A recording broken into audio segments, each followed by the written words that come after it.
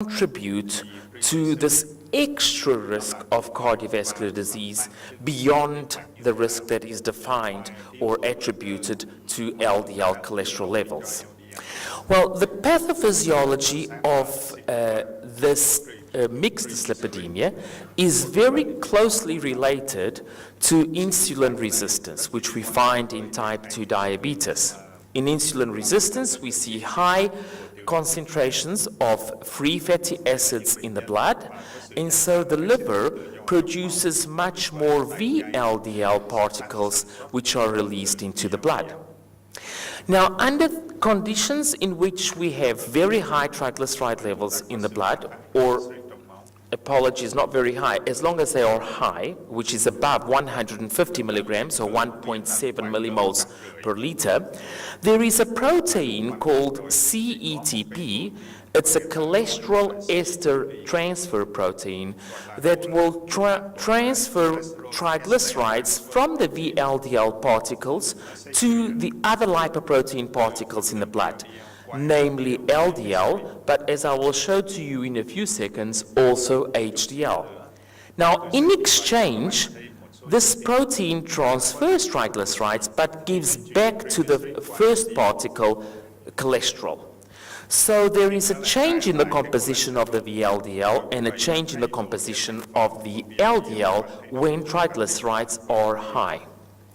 These LDL particles are smaller and denser, and they are more dangerous than the larger LDL particle, and so they can contribute more easily to atherosclerosis.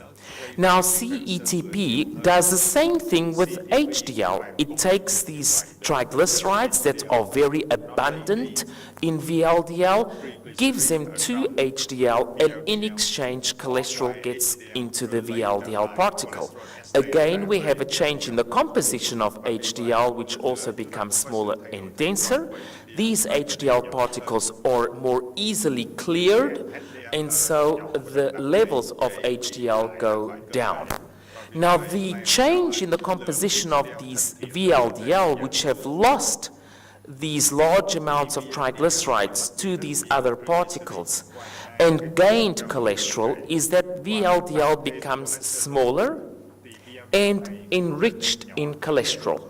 And I will show to you that that is something bad and dangerous. Let me start off by reminding everyone that atherosclerosis is about cholesterol. So when we look at an atherosclerotic lesion, we do not see triglycerides inside atherosclerotic lesions. We see cholesterol. So the question is, how then are triglycerides causing, aggravating atherosclerosis and increasing the risk of cardiovascular disease?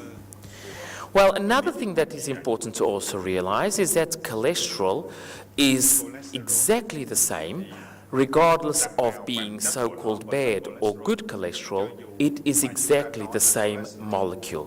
What makes cholesterol good or bad is who is transporting the cholesterol, and that is a lipoprotein particle. Some of these particles deliver cholesterol from the liver to peripheral tissues. Some of them do it the other way around. But a very important thing is that the size of a particle is very important. To be able to cross the endothelium and to accumulate inside the intima of the artery, causing atherosclerosis, the particle that carries the cholesterol has got to be sufficiently small to cross that barrier. So let's see what happens under the two scenarios.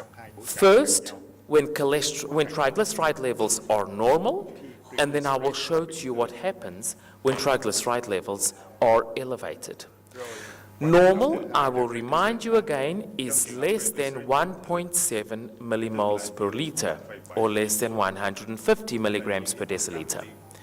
So when triglyceride levels are normal, almost all the cholesterol that is in the blood will be circulating in the LDL.